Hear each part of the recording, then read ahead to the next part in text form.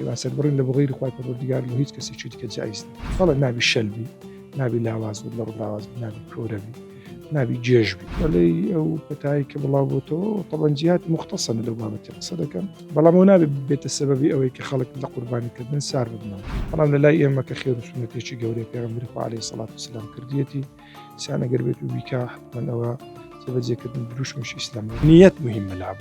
لە قوربانیکردن، یعنی نیەتەکە لە خودی قوربانیەکەش مهمترە. چونکە خوای پەروەردگار جەل جەلالوو پێویستی بە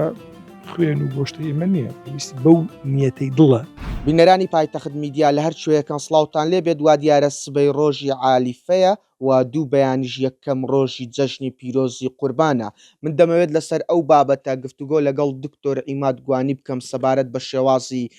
قوربانیکردن لە ڕۆژانی جەژن و هاوکات ئادابەکانی جەژن و خاڵێکی تریژ لە ئێستادا نەخۆشی تای خوێنبەربوون بڵاو بووتەوە. موسڵمانان لە کاتی قوربانیکردن چۆن مامەڵە لەگەڵ ئەم پرسە بکەن. دکتۆر گیان بفەرمووە ئێرە سوپاست دەکەم بۆ ئەو دەرفەتە. دەمەوێت لۆ دەست پێ بکەم پەیامی تۆ چییە بۆ موسڵمانان بە تایبەت ئەو موسڵمانانی کە قوربانی دەکەن با چ شێوازێک قوربانیەکەی خۆیان بکەن، چۆن خۆیان بپارێزن لە نەخۆشی تای خوێنبەر و لە ڕووی شەرع و سونەت. بسم الله الرحمن الرحیم الحمد لله والصلاة والسلام على رسول الله محمد صلى الله عليه وسلم وعلى آله وصحبه وموالاه. سپاس بۆ جەنابتان بە ناوی خۆم و خانەوادەکەم و پیرۆزبایەکی گەرم ئاراستەی هەموو موسڵمانانی دنیاکەم بە تایبەتی موسڵمانانی کوردستان. داوا لە خوای پەروەردگارەکەم ئەو جێژنە ببێتە جێژنەی خۆشی و شادی و فەرەحنایی و دەرگا خێر و ڕەحمەت ئینشاءالله لەو گەڵانی کە مەزلوم و ستەم دیدەن. طبعاً گومانی تێدانی بۆی کە کابرا مادام موسڵمانە دەی موسڵمانە چ ملتەزم بی بە ئادابی ئیسلامی، یعنی مادام کابرا موسڵمان بوو دەبی ئەو ڕێکار و یاسانەی کە شریعەتی ئیسلامی داوا لە ئینسانەکە بیانگریتە بەر. ئیسلام لە هەندێ نهاتێت و مەسەڵەن خێرە چێ بکەی لە مقابلی خێرەکەی گوناحە چێ بکەی. مەسەڵەن ئێستا قوربانیکردن یەکێکە لەو دروشم و شعارانەی کە ئینسانی موسڵمان ئەنجامی ئەدا، بەڵام بەدڵنیاییەوە ئەبێ ئەو یاسا و ڕێسا و یعنی بابەتانی کە پێویستن لە پاک و خاوێنی لە بەرچاوگرتنی بابەتی ژینگە لە بەرچاو لە بەردید بگیرێن. طبعاً مەسئلەی ئەو پەتایی کە بڵاو بۆتەوە طبعاً جیهاتی مختصنە لەو بابەتی قسە دەکەن، پێما بێ ڕێو شوێنی پێویستیش گیراوەتە بەر بۆ ئەوەی کە خەڵک زەرەر من نەبی، بەڵام ئەو نابێت بێتە سەبەبی ئەوەی کە خەڵک لە قوربانیکردن سار ببنەوە. دەکرێت گوێ لە جانبی پەیوەندیدار ڕابگرن، گوێ لە جانبی سەح ڕابگرن، بە چ شێوازێک بابەتەکان تەندروستین بتوانن لەژێر ئەو ڕێنمای تەندروستیانەی کە هەنە دروشمەکەی خۆیان و هەروە عیبارەتی خۆیان جێبەجێ. باش دکتۆر پێم بڵێ لە ڕووی شەرع و ئاینی پیرۆزی ئیسلامەوە شێوازی قوربانیکردن چۆن؟ طبعاً قوربانیکردن یەکێکە لەو دروشمانەی کە لەناو زانانیش خلافی لەسەر ئایا واجبە یانە سونەتێکی موەکەدەیە. لە حەنەفیەکان پێیان وایە بۆی کە واجبە. دوێ تەماشاکەی ئەوانەی کە حەنەفی مەزهبن ساڵانە ئەوانەی کە پارەیان هەیە ئەو چاکە و ئەو عیبارەتەی بە هەندێک وەرەگرن، ئەوانەی کە ملتەزم و التزامی دینیان هەیە. بەڵام لە لای ئێمە کە خێر و سونەتێکی گەورەی پێغەمبەری خوا عەلەیهی سەڵات وسەلام کردیەتی، سیان ئەگەر بێت و بیکا حتمەن ئەوە جێبەجێکردنی دروشمش ئیسلام ومن یعظم شعائر الله فإنها من تقوى القلوب. ئەوانەی دروشم خوای پەروەردگار بەرز ڕاگرن نیشانەی ئەوەیە کە ئینسانی پارێزکار و ئینسانی لەخوا ترسن. باوەش جێبەجێکردنی سونەتێکی پێغەمبەریشە صلی الله تعالی علیه وسلم. پێغەمبەریش فەرمی عەلەیهی سەڵات وسەلام، خوای پەروەردگار و پێغەمبەری فەرمی عەلەیهی سەڵات وسەلام قل إن كنتم تحبون الله فاتبعوني يحببكم الله. ئەگەر ئێوە دەتانەوێت شوێنی من بکەون، ئەگەر دەتانەوێت خواتان خۆش بێ ئەوە شوێنی من بکەون، نیشانی خۆشویستنی خوای پەروەردگارە. خوای پەروەردگار جەل جەلالوه لە قورئانەکە بە پێغەمبەر فەرمی فەصەلی لربک وانحر، نوێژی جێژنەی بکە و هەروە قوربانێکت سەر ببڕە. و لەما کاتدا خوای پەروەردگار جەل جەلالوه عیبادەتی سەربڕینی تایبەت کردی بەخۆی. قل إن صلاتي ونسكي ومحياي ومماتي لله رب العالمين. حیوان سەربڕین لە بۆ غەیری خوای پەروەردگار لە هیچ کەسێکی دیکە جایز نییە. حیشوێکی يعني تەنها و تەنها ئەگەر بێت و لە بۆ میێوانی پێغەمبەر ئیستیسنای نەکردووە عەلەیهی سەڵات وسەلام، جایز نەبوو بە هیچ شێوەیەکی لە میێوانی سەر ببڕێت، بەڵام لەبەرەوەی پێغەمبەری خوا صلی الله علیه و سلم ئیستیسنای کردووە ئەوانەی کە حەڵالن حەڵالە. لێ بەڕاستی پێویستە ئینسان تەماشای پێغەمبەری بکە، خودوا عنی مناسکەکم، بزانە چۆن پێغەمبەری خوا کردیتی عەلەیهی سەڵات وسەلام ئاوا بکە. مەتەڵەن یەک لە ئادابەکانی ئەوەی ئەو حیوانەی کەوا دیارە کرد لە بۆ قوربانیەتی شەرت و شوروتی تایبەتی هەنا، نابی چوار عیبی گەورەی تێدا بن. نابی مەتەڵەن شەلبی، بەڵێ نابی شەلبی، نابی لاواز و لە ڕوو لاواز بی نابی کۆرەبی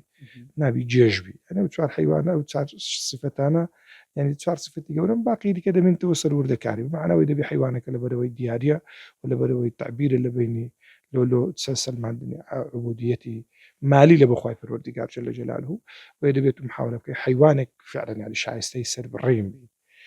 لە دەرگای خوای پەروەردیگار جەل جەلاله حیوانێکی قەڵەوبی حیوانەکە مثلەن ساڵی تەواو کردبی مثلەن ئەگەر کاوڕبی 6 مانجی تەواو کردبن ئەگەر درانی شیری کەتبی معناوی لۆ ساڵێکی بڕوا بۆ ئەگەر بێت و بزن 20 ساڵێکی تەواو کردبی لۆ 2 بڕوا و ئەگەر بێت حیوانی گەورەبی 2 ساڵی تەواو کردبی لۆ 3 بڕوا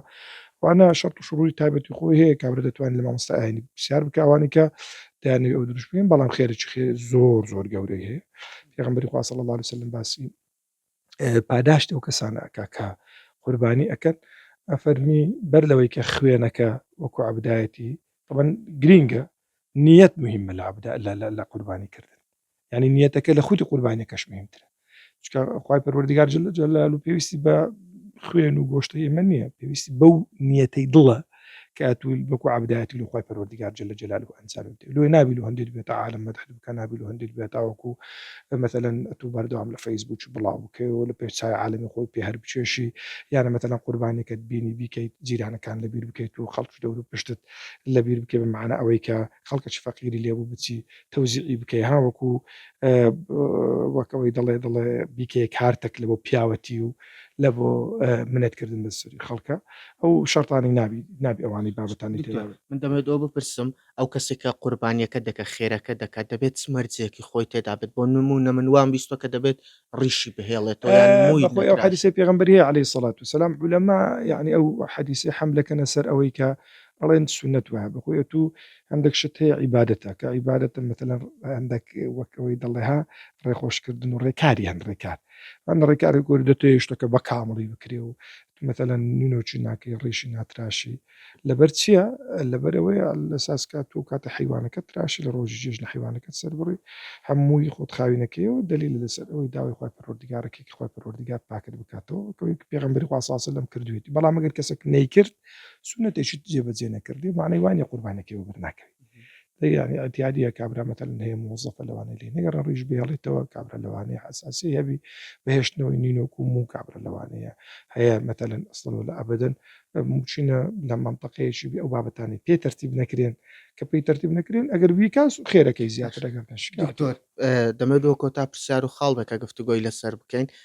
ئێستا هەر نەخۆشی تای خوێنبەربوون بڵاو بووەوە بووەتە پەتایگووە مەترسیداریشە چکە چەندین کەس لە شارەکانی عێراق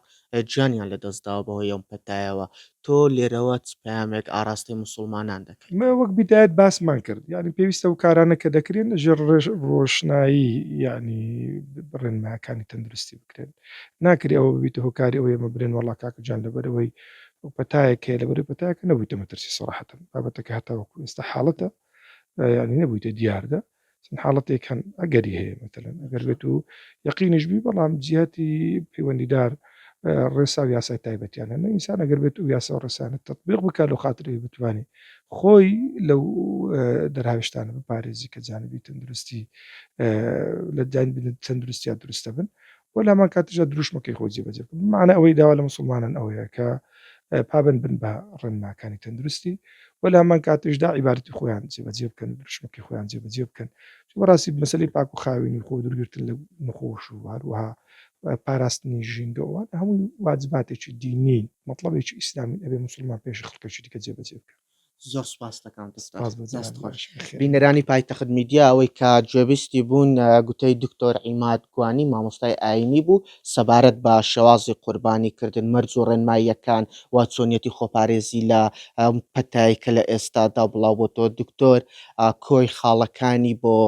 بینەرانی پایتەخت میدیا ڕوون کردەوە.